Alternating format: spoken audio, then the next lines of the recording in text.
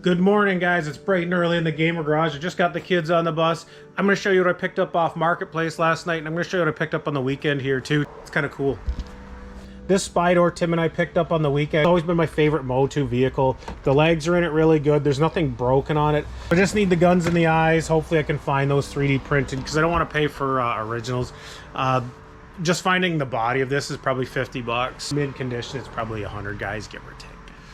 So I've been tidying up the gamer wall. So I did get my Xbox stuff re-sorted out. So this is all my original Xbox stuff now, guys. As you can see, it's in 3 full totes. I left some space in each one just so I can add some more because they were just jammed in 2 and I had about 15 extra ones. So we got 360 there and down there. Plan is now I want to get this in a different tote. And I want all these just to be game totes on this level here, and that's what I'm going to do, guys. And then I'm going to start getting a couple more totes for this and getting everything sorted out. Last night, this gentleman dropped this off at my house. It was $50 for the entire bundle. Just happened to see it on Marketplace. Now, he lives down the road from me, so he just dropped it off on his way home from work. It worked out perfect. I didn't have to leave the house, so that was awesome. No gas money or anything, so let's have a look. So I have about 25 PS4 games here, guys. As you can see here, none of these are hugely expensive titles. I know Days Gone, I've sold it a few times, and I think that's $20 to $25 in that range. The rest I'm going to go through. I'm probably going to list most of these because I really don't collect PS4. But these are very common games, but there's probably a couple that will get me most of my money back. This is the reason I bought it, the PlayStation 4 console. Now this console, it's hard to find these that aren't scratched in this glossy part. Now you can get the replacement parts, but I like the original ones. So this is all original, works. I think this is an original version, so that's good. And it came with 4 genuine PlayStation controllers. And anyone knows that when you're buying controllers in this system, they're still pretty expensive. I would say probably 20 bucks or so. I'm just going to put it in the console purgatory for now until I do find a box for it, guys. But that's a wicked score. I'll probably keep the controllers in case I have extra ones that I want to part out. The controllers still need to be cleaned up a little bit. But that out of the way, we're going to get into the heart of the video. Seems to me like the retro game market is starting to get a little cracks in it, and some of the prices are coming down in some of this stuff. We're going to get right into it. As you can see, that was a pretty good score, guys. I got most of these up here. I'm probably going to put most of those on eBay. I just want to get rid of them. I'm not going to collect PS4 games, mostly into the consoles and stuff. Mostly just going for consoles at this point, unless it's cartridge-based games or Xbox or stuff like that. So moving along, I've seen some alarming things in the game market recently, which would lead me to believe that the game market is shrinking and maybe declining. We'll go over that in this video. If you guys wouldn't mind, let me know in the comments below what your thoughts on it are and what you are seeing out in the wild at this point. I'd be happy to hear from all locations around the world, you know, my friends in the United States and Europe and Australia. Let me know how it is in your area. Moving along from that, the first alarming thing that I have seen, the buy and sell places, you know, the video game stores, they're not taking many trades. This is telling me, guys, is that they're not having a very good turnaround with their inventory. In the last few months, Tim and I have been to certain stores, and they're getting very picky on what they will take. For an example, I even took in some Wii Sports and Mario Kart and stuff like that to the One Game store, and they wouldn't even take them, which is crazy. The other store did end up taking them and giving me a few bucks for them, and it was a good deal in the end. It seemed like he regretted doing it in the end too, so I don't know, guys. A lot of the game stores around here seem to be really slowing down on the amount of trades they're taking. So they are the type that goes out and buys these at yard sales and hoping to quickly trade them in. It might get a little bit tougher in the future here. Now, I am in Canada. As you know, the economy has slowed down here immensely. We're having a big immigration brouhaha that's going on. So that's affecting everything here. I believe our economy is just shrinking in general.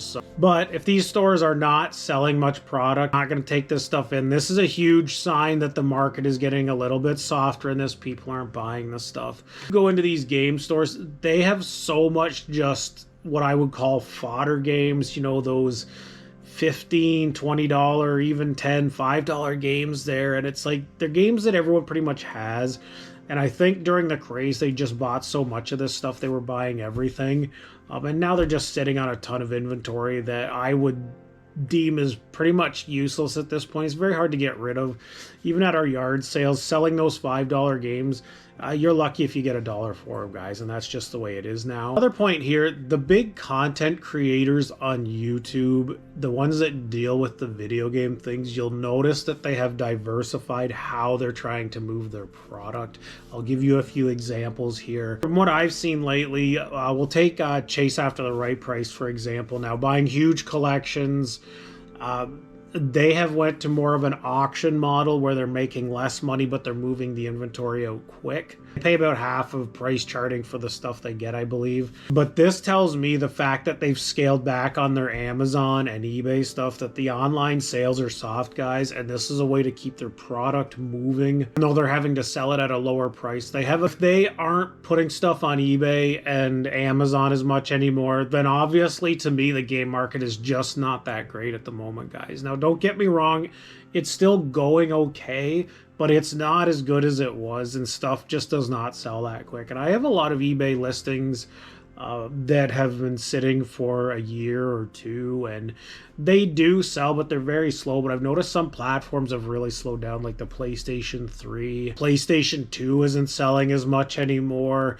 You know, the 360 is okay, but a lot of these platforms, unless it's cartridge based, they've really slowed down a bit. Even the Nintendo Wii stuff that used to be a staple, it's a little bit slower. The prices are a little bit softer. So just keep that in mind when you're out buying video games to sell. Like I said, the stack of the PS4 games I got here, you know, there was 25 games plus the console and 4 controllers for $50. So to me, the console was worth the $50. And whatever I sell the rest to pay for it is just money in my pocket. Some other content creators, you know, the big thing for them when they have big channels is YouTube pays a lot of their bills. So they're making money off YouTube, and it kind of props up their business. You know, Retro Rick opened up his store. He was always a buy and seller. Same with Phoenix Resale. I see he's opening up a store to diversify from Amazon mostly. I think he quit kind of eBay stuff a long time ago. So to me, if these guys are moving and shaking and, you know, expanding their business into other platforms to protect themselves, I would assume that their sales on Amazon and eBay are really slow, guys. I know mine are, and I have a lot of listings. And as long as the economies are down, guys, this is just going to be the norm. I wouldn't expect to sell a lot right now. I'm hoping Q4 picks up a little bit, but my advice to you is don't overload on this stuff, and don't buy a bunch of stuff you're not willing to keep in your own collection at some point, because there's a good chance you may end up keeping it or selling it for a loss. My thing is, don't be afraid to buy stuff, but make sure it's stuff you're willing to keep if you can't sell it. If you are someone who just enjoys playing the old games, but doesn't want to spend all the money to play them, you can buy emulators. They're super cheap. You can buy the little handheld consoles. You can buy the mini consoles, and they're super cheap. You know, you can find these for $20 or $30 anywhere. You can find them in department stores. You can find them online, you know, Temu, Amazon, you know, and some of them have like 1,000 games on them from the old things. So if you are just a person that likes to play the games and you don't want to pay up for it, I think this will be part of the trend where people are more thrifty. They will just not pay up for this stuff anymore. It is a way for them to play and not empty their wallet out on this stuff, and I don't blame them. I have a few of them myself, and honestly, a really fun time playing them at home. No real point in going out and buying 1,000 NES games when you can buy them for $20 on a little mini system. Next one I'm going to say is just genuine oversaturation. You're getting remakes of all these games. The manufacturers are re-releasing mini consoles. And it's just getting to the point where people are like, you know, it's too much. It's exactly what they've done with the retro toys and stuff. You got basically every toy line from the 1980s getting re-released, you know, Motu, G.I. Joe, TMNT, everything. And they're doing the same thing with a lot of these video games. Like I mentioned before, the mini consoles that are preloaded. At some point, you get overloaded with this stuff and you kind of lose interest in it. And I'm at a little point with it too where I've lost some of my interest on it. A lot of this stuff just doesn't have the same allure at the point. Even with my G.I. Joes, I'm still interested in it. I still will pick up stuff for my collection, but you get into this lull of, you know, there's just so much of it out there, guys, and that's all it is, really. And overloaded, and coming from a collector's point of view, you do get overwhelmed because there's just so much. You can't collect it all, and then you kind of get the point, it's like, why am I collecting any of this stuff? Pull up this Reddit screen, guys, so you can have a quick peek here. I'll read it off to you. I just listed a Super Metroid with a mint manual for $75 on eBay. Ended with a single bid. The manual alone is worth $50 according to price charting. I've also been listing a ton of games on Facebook Marketplace, 20 to 30% below average. No messages, nothing. Nobody is buying except resellers. I used to collect pinball machines, and I sold last year and experienced a similar issue, sold for way undervalued and still took forever. A few years ago, I would have been inundated with messages on these games. And I'm just going to read this one guy's comment, and I have to really agree with him. People saying nobody has money are half correct, but not fully. I'm heavy into retro collecting as well as Pokemon.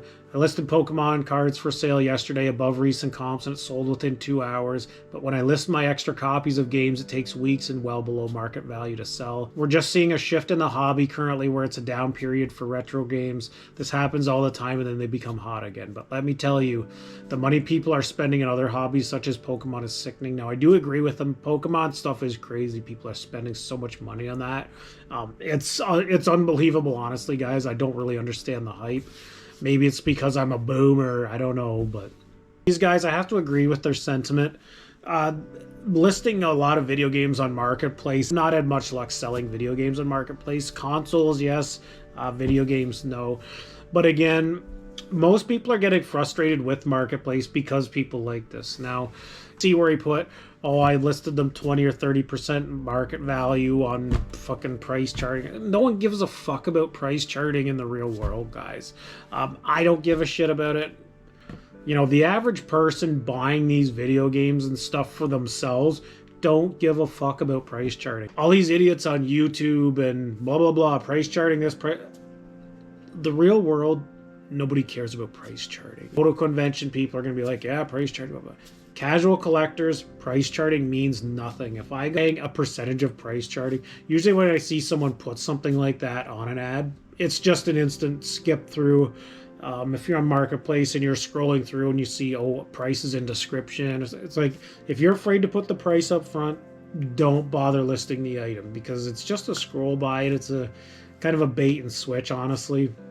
Get out of this price charting stuff and that. It reminds me of the hockey card collecting and the Beckett guides in the 90s stuff. It's like, get the hell out of here, man. Something is worth what someone is willing to pay for it, not what a computer program says it's worth. You know, sell it on eBay, not what you can sell it on Amazon for. That really doesn't matter in the real world, guys.